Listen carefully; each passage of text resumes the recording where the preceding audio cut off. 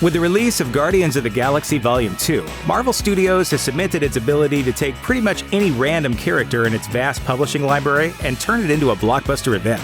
While it's not surprising that the second movie starring the Guardians was a hit, the movie's end did raise some interesting questions, both within the Marvel Cinematic Universe as well as our own, much more boring, terrifying reality. What kinds of questions? These questions, dummy! What are you doing? Dance off, bro! Me and you! Oh, and before we get into the real nitty-gritty, just remember, there are obviously spoilers ahead. Ego on Earth. When Star-Lord's dad, Ego the Living Planet, enacted his scheme to take over the universe with big blobby versions of himself, we got a glimpse of total chaos erupting in Missouri on Earth. What we didn't see, however, was the response of any of Earth's many, many superpowered people. Scarlet Witch, Hawkeye, the Vision, none of the Avengers were anywhere to be found. Even Ant-Man couldn't apparently be bothered to put in an appearance. Unless he was there, but was just like too small for us to see.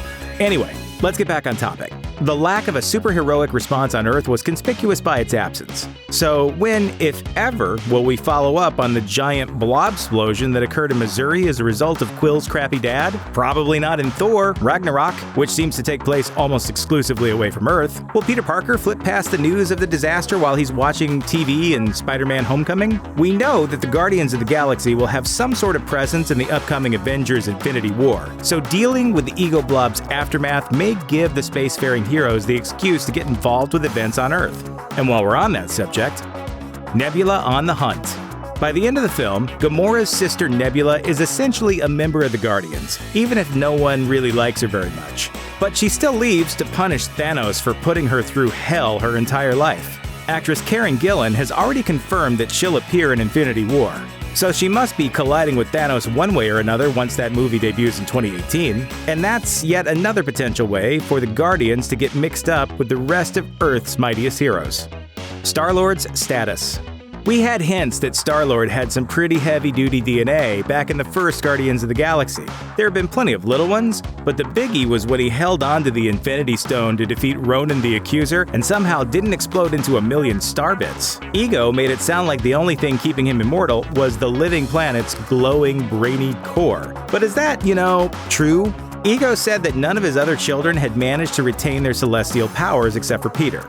So that means Ego would have no idea how the powers of one of his children would actually work after his own death, right? Moreover, why would Peter lose his powers just because his deadbeat dad melted into space sand? If you get your dad's blue eyes, they don't fall out of your head after he kicks the bucket.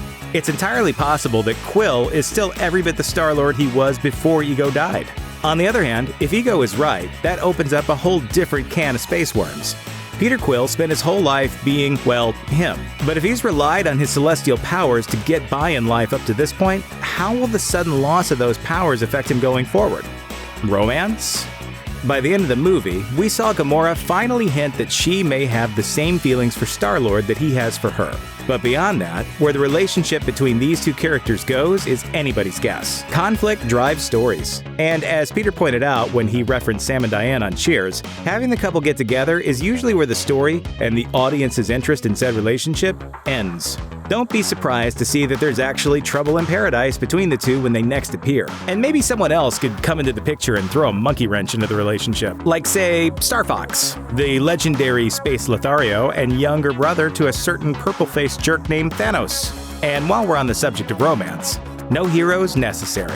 In many ways, the Guardians of the Galaxy sequel confirms what we already knew. Marvel Studios doesn't need to rely on the traditional superhero formula to make great movies. In fact, this film was probably one of the least heroic outings the studio has released since the MCU started. Sure, the gang saves the galaxy by being heroes, but this movie had much more in common with Ghostbusters than Avengers, and that's the thing. Marvel Studios has access to nearly every character in the Marvel Comics library. And they've published a whole lot of comics over the years, including cowboy comics, romance comics, and even cowboy romance comics back in the day. Marvel Studios simply needs to keep making good movies to be successful. It doesn't matter if the characters they choose are recognizable or not. Before Guardians of the Galaxy, who'd ever heard of Drax the Destroyer, or Gamora, or Ronan the Accuser, except for the geeks way in the back of the comic shop? If Marvel wants to tap new genres featuring even more obscure characters, there's ample proof that it can do so without too much risk. And doing new, interesting things with big-budget movies means audiences will have more choice. That's a win. Filmmakers making films. Both Guardians of the Galaxy movies were very much the product of writer-director James Gunn. We'll probably never know for sure how much or how little input Marvel Studios had on the script and final cut, but these are two very unique, very weird, very fun movies. Just as Marvel Studios can branch out into different territory when it comes to the kinds of movies it releases, it seems as though the studio is starting to truly trust its filmmakers to deliver the goods in whatever form they think is best. Fans definitely had reason for concern when director Edgar Wright left the Ant-Man production in 2014 due to creative differences, but as time goes on, that incident seems more like a fluke than anything to truly worry about. When it comes to Marvel movies, they'll probably be pretty good, no matter who's sitting in the director's chair. Thanks for watching. Click the looper icon to subscribe to our YouTube channel. Plus, check out all this cool stuff we know you'll love too.